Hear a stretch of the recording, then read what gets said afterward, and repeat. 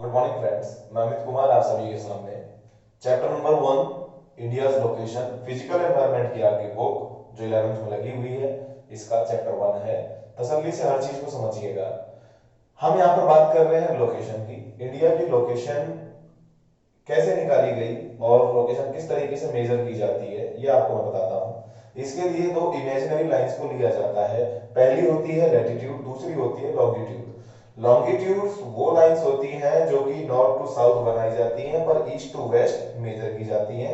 इसी के विपरीत लैटिट्यूड्स वो लाइंस होती हैं जो ईस्ट टू वेस्ट बनाई जाती हैं लेकिन मेजर करने के लिए इनको नॉर्थ टू साउथ यूज में लिया जाता है। एक लैटिट्यूड से दूसरे लैटिट्यूड के बीच में 111 किलोमीटर का गैप होता है और इसी तरह एक लॉन्गिट्यूड से दूसरे लॉन्गिट्यूड तक पहुंचने में 4 मिनट का समय लगता है।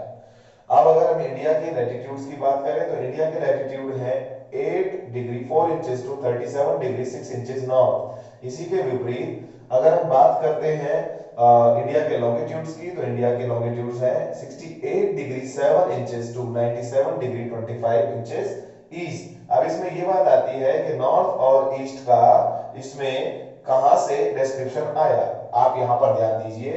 अगर ग्लोब के अंदर आप इंडिया को लोकेट करते हैं तो आप देखेंगे कि वेस्ट टू ईस्ट और नॉर्थ टू साउथ जब ग्लोब के ऊपर दिखाया गया है तो जहां से आप 0 डिग्री लेंगे, 0 डिग्री से जब इसको आप मेजर करना शुरू करेंगे तो जब आप इक्वेटर से नॉर्थ की तरफ जाएंगे तो 8 डिग्री पहुंचने पर आपको इंडिया मिलेगा जो कि इंडिया का सदर्न मोस्ट पार्ट है।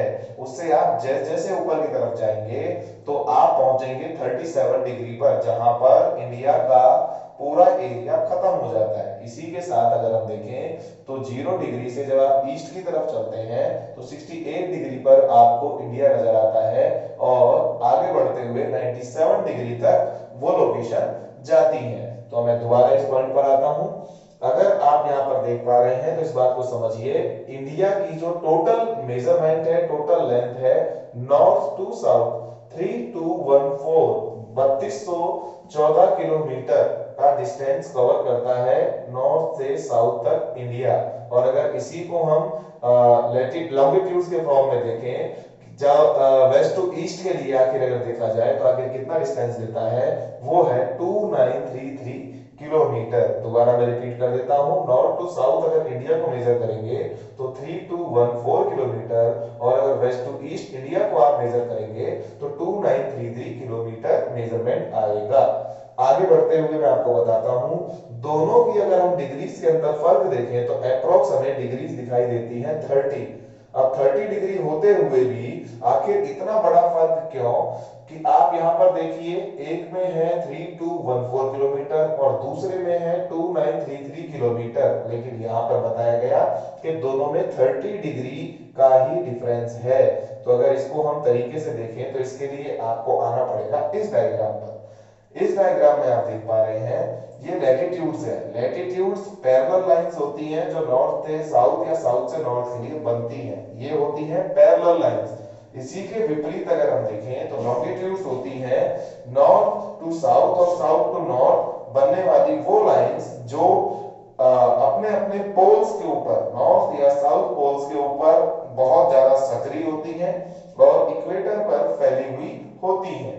जिस वजह से यहां पर ये किलोमीटर डिफरेंस आपको मिल रहा है। पहले आपने देखा 3214 किलोमीटर नॉर्थ टू साउथ क्योंकि ये पैरेलल लाइंस है, और इसी के विपरीत 2933 क्योंकि ये पोल्स के ऊपर सक्रिय और नीचे जाकर के खुली हुई रेखाएं हैं। आगे बढ़ते हैं।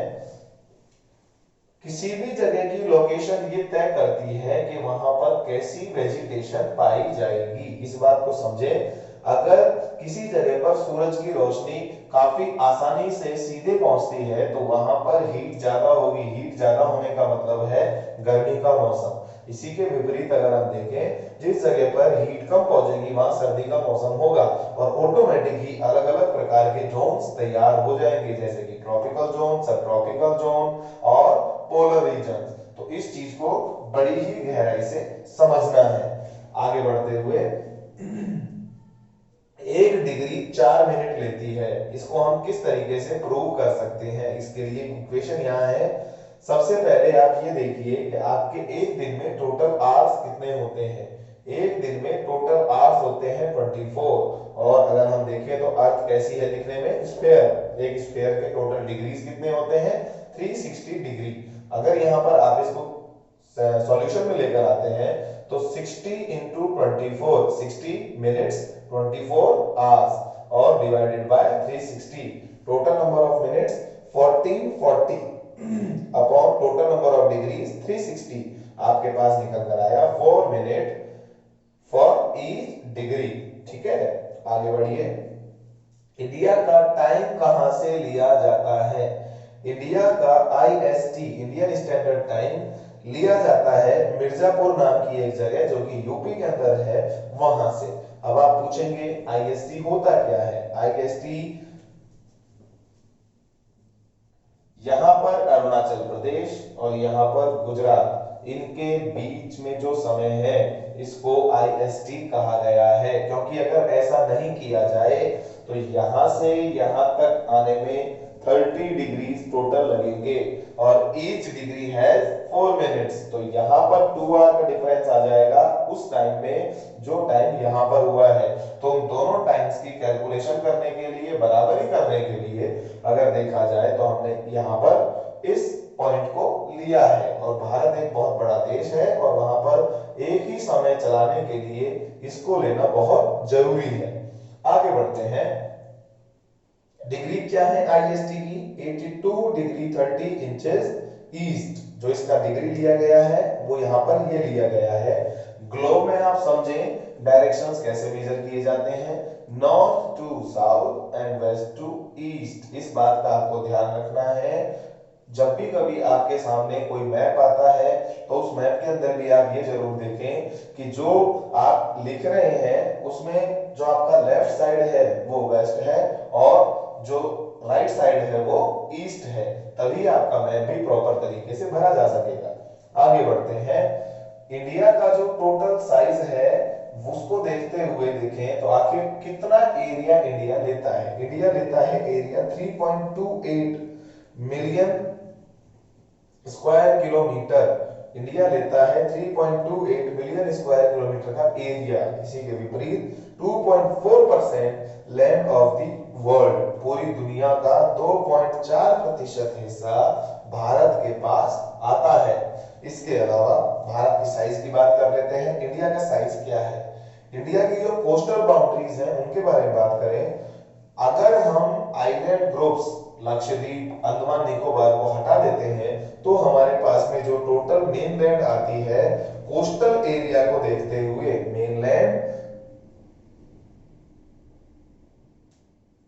कोस्टल एरिया वो है 6100 किलोमीटर। और अगर इसके साथ हम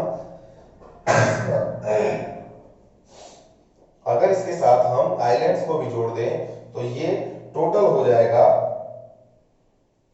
7517 किलोमीटर। और इस चीज को अगर हम देखें कि भारत का पूरा एरिया कितना है तो भारत का पूरा एरिया कंप्लीट लैंड बाउंड्रीज के साथ और कोस्टल बाउंड्रीज के साथ 15,200 किलोमीटर का है। इससे पहले हमने देखा coastal area without island groups 6100, coastal area with island group 7517 kilometre और टोटल एरिया जो है इंडिया का with mainland and coastal boundaries is 15,200 kilometre. इसके बाद अगर हम बात करें भारत के पड़ोसियों की तो भारत के बहुत सारे पड़ोसी हैं, आप सभी को पता है। पाकिस्तान, वेस्ट से अगर हम शुरू करते हैं तो पाकिस्तान, पाकिस्तान के बाद नॉर्थ में अफगानिस्तान, ईस्ट की तरफ आते आते चाइना, उसके बाद भूटान, उसके बाद म्यांमार, म्यांमार के बाद बांग्लादेश और साउथ में आते हुए अगर हम देखें तो श्रीलंका और मालदीव्स, ये भारत के पड़ोसी देश हैं। अब इनमें एक कंसेप्ट और आता है, एडजेसेंट कंट्रीज और नेबरिंग कंट्रीज। नेबरिंग कंट्रीज वो सारे कंट्रीज होते हैं जो किसी देश के पड़ोस में पाए जाते हैं, लेकिन एडजेसेंट कंट्रीज वो सारे कंट्रीज होते हैं जो अपनी बाउंड्रीज को शेयर करते हैं किसी भी देश के साथ। बात पर ध्यान दीजिएगा, जो देश अपनी बाउंड्री शेयर करते हैं किसी भी दूसरे देश के साथ वो एडजेसेंट कंट्री होते हैं, और जो सिर्फ और सिर्फ इस चीज के ऊपर दावा करते हैं कि ये हमारे पास है, वो सब पड़ोसी देश कहलाते हैं। अभी जो भी कुछ आपने देखा, जो भी कुछ आपने समझा, उसको आप तसल्ली से घर पर क्लियर करें।